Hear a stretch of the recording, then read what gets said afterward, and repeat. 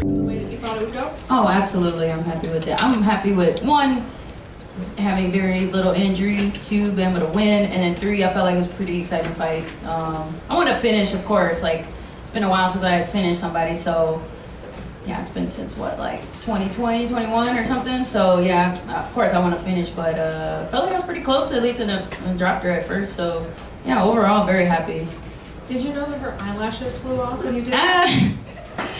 No, I don't know how she does that. First of all, I can't even wear eyelashes, period, because every time they try to put it on me, I just get sleepy. So, you know, her fighting with it, that's crazy. I think that a lot of people loved that moment. I just thought it was really it's a little detail. Yeah, that's crazy. So what did you think of her as an opponent?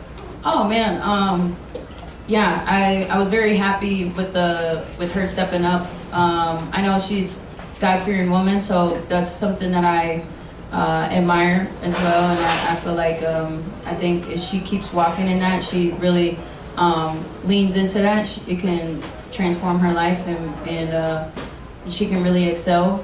So I think overall, I think she's cool from what I could tell.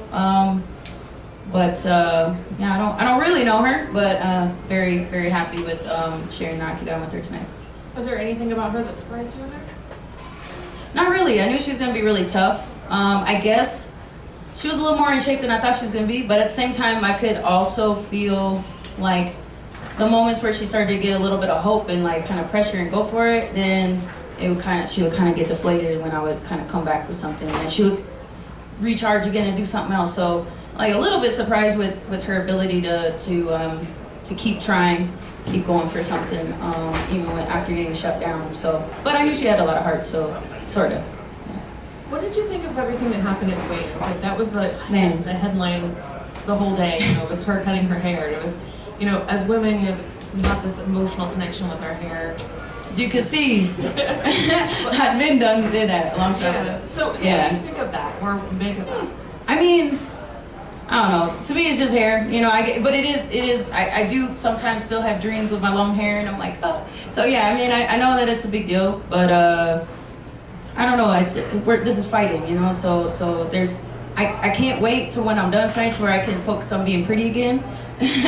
hopefully I still have my good looks when I'm retired, but I don't know. It's just hard to focus on that kind of stuff while you're fighting, and I do feel like I don't know who is in charge with making sure that the scale that you check your weight on before you get on the official scale, they're supposed to be the same, and they were not the same. And so whoever's in charge of that, I need to talk to, because that was very, to me, was very suspicious, or something didn't feel right as soon as I noticed a discrepancy. And then when they said for her to blow out her air, then it was a half a pound lighter. So I don't know what was going on with that. I don't know how you can blow out half a pound of oxygen. Either way, it's all good. You know, I just wanted to fight, so it didn't matter. You mentioned the BMF title. Who would you want to fight? Yeah, I don't know. Actually, I was just joking, actually. But I mean, I know Joanna said she would come back for a women's BMF, so you know that would just be for fun. I mean, I love her, and I think she, you know, I don't know, but I think I was just kind of just joking there. I don't know. I don't know what I was thinking. No, I think that's a great idea. Oh, okay. Well, there you go. I keep talking about it. If let's say that they came to you and they said you can have a flyweight title or a BMF title, which one would mean more? Oh, flyweight for sure. You know, that's just, I don't know. It's like BMF it's fun, you know, I guess, but yeah, I just want it's like, give me the champ. Yeah. Thank you. Thank you. Hey, Rose. When you talk about the scale that you just mentioned, was there a discrepancy with your weight personally backstage?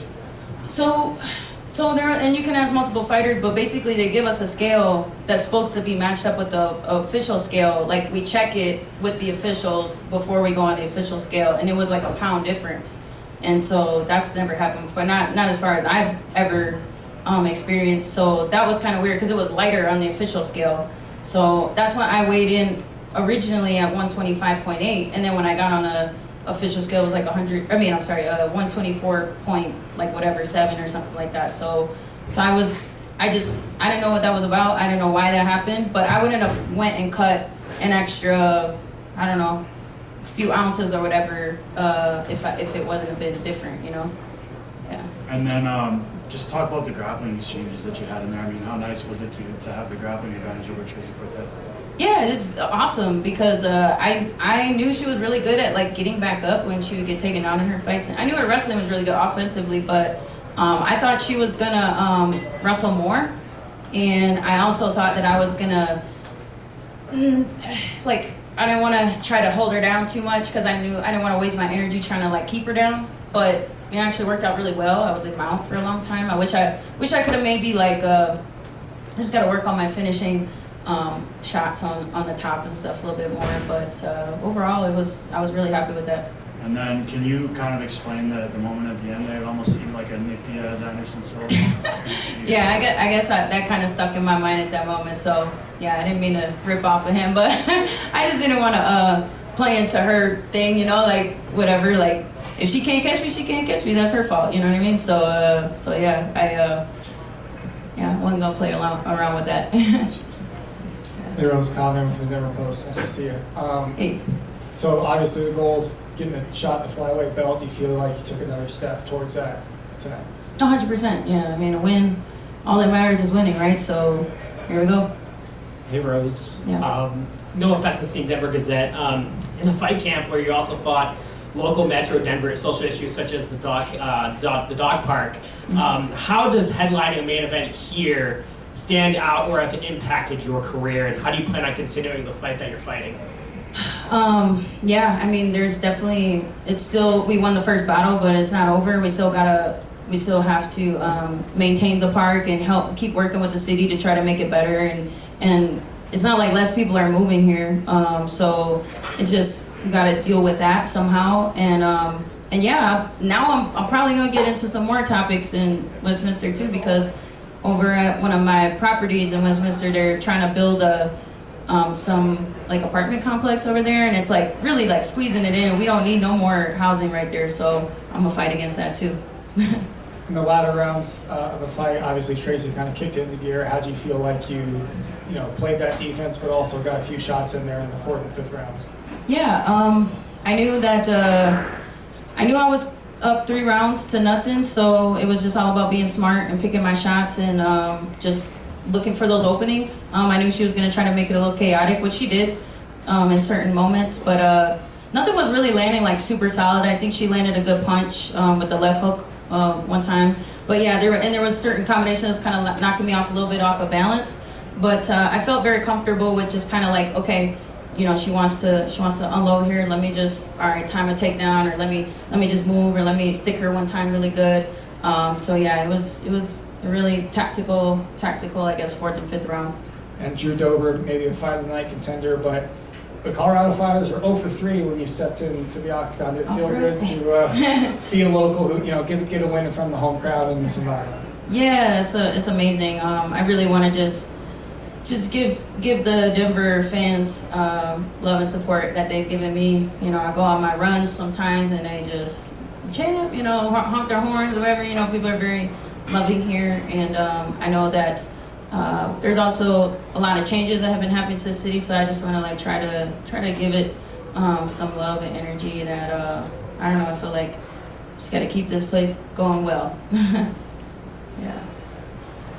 Sometimes it takes a little bit to get your legs underneath you moving up a weight class. You look like you had a lot more pop to your step, and just it looked like it was the true Thug Rose back tonight. Do you think that was just kind of, it took time to really build your body up to get used to that 10 pounds of difference? Oh, 100%, because like putting on that muscle, I think the last fight that I had at Flyweight, going into that fight, I felt a little bit slower and things like that, but it turns out that both shoulders were partially torn going into that fight. So it was just like, it was just taking a while for me to all the stuff we had worked on, it's just building blocks, and I had to build my momentum to get to this point. Now my shoulders feel really good. My right one still kind of aches a little bit sometimes, so just gotta, let it fully heal, and then I think it's just gonna keep getting better, and there's a lot to improve on still.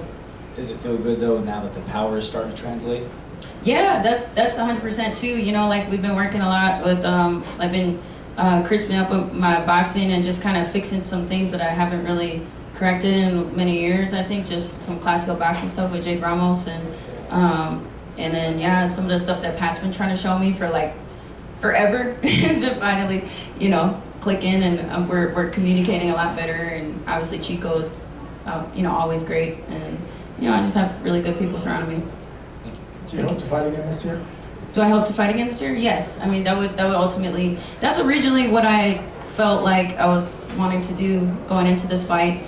Right now I'm a little tired, but I will probably be excited to do that very soon. Rose over here. Is there any chance we get a Jessica Andrade trilogy, seeing as though she's like a BMF in her own right? She is. Oof, man. You know, that's the one thing is I would fight her maybe for another belt, and you saying that, it's like, but I want the real belt, you know. So if you know, that's interesting.